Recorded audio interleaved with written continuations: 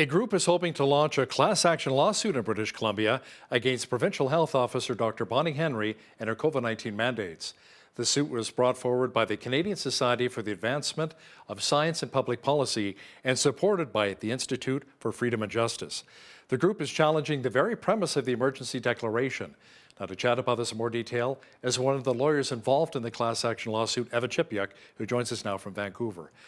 Eva, what is interesting about this case is that Dr. Bonnie Henry must submit to answering questions under oath. Questioning would take, around 3 weeks?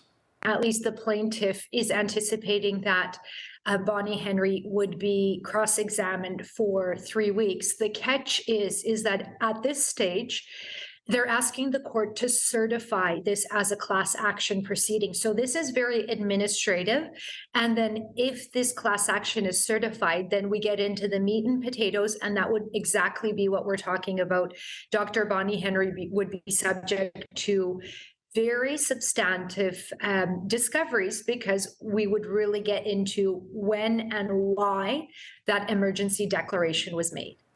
Now, unvaccinated BC healthcare workers have not yet been hired back. Ontario and Nova Scotia have adopted a similar policy. Why are things so different between the different provinces?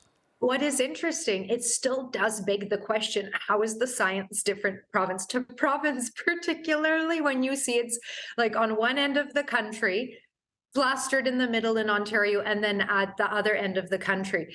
So it's a very strange way when we're talking about science should not be different from jurisdiction to jurisdiction. So great question. Would love to know the answer. And I think that's something that BC residents should have an opportunity to ask Dr. Henry. Now, the BC government says if this class action lawsuit is certified, it would be very pricey for the province and for taxpayers. Could the BC government potentially settle and compensate British Columbians for what they endured during the pandemic? A settlement, I guess, always is an option. So that is a potential that would be out there, but I really don't know how they would proceed moving forward.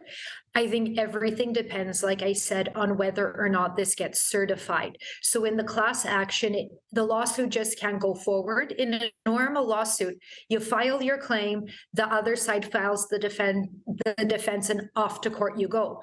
But with the class action proceeding, there's a very big administrative hurdle and procedure you have to take, where you have to convince the court and the judge that all these plaintiffs should be together, and the court has to make that determination. So that's where we're at right now.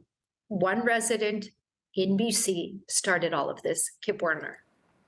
Thanks so much, Eva. That was Eva Chipiuk, an Alberta lawyer working to certify a class action lawsuit against BC Provincial Health Officer Dr. Bonnie Henry in Vancouver.